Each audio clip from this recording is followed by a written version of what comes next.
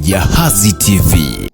Kamanda wa jeshi la majini la Jamhuri ya Kiislamu ya Iran amesifu kuongezeka kwa uwepo wa Iran baharini nje ya eneo la Asia Magharibi, akitangaza kwamba meli kadhaa za kivita za kijeshi hilo linaelekea Afrika Kusini.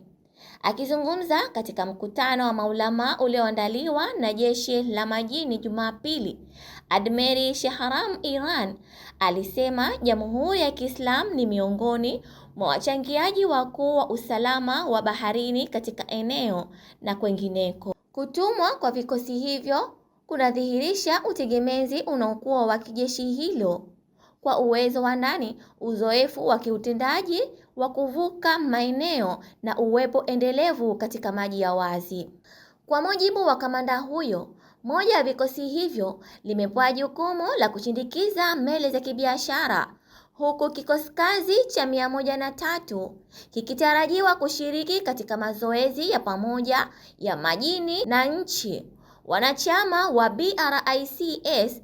Nchi hizo ni pamoja na Brazil, Russia, India, China, Afrika Kusini, Argentina, Misri, Ethiopia, Iran, Saudi Arabia pamoja na Ufalme za Kiarabu. Admeri Iran amesema kuwa ushiriki huo unafuata maelekezo ya kiongozi wa mapinduzi ya Kiislamu Ayatollah Sayyid Al-Khamenei.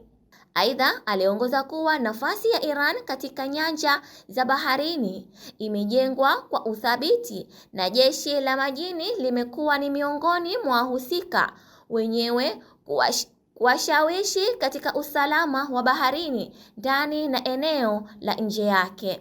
Kamanda huyo alikosoa juhudi za vyombo vya baharini vinavyopinga Iran kwa kujaribu kuonyesha Iran kama lililotengwa, akisema kwamba majaribio hayo yameshindwa hapo awali na yataendelea kushindwa. Katika maelezo mengine, alibainisha kuwa makamanda wa kijeshi wa kigeni wanakiri kuhusu nafasi na ushawishi wa uongozi wa Iran. Alifafanua kwamba kauli za kiongozi muadhamu wa mapinduzi ya Kiislamu uchunguzwa katika ngazi za juu za kijeshi nje ya nchi, jambo linaloonyesha athari za Iran katika matukio ya kikanda na kimataifa. Zainab Ali, Jahazi TV.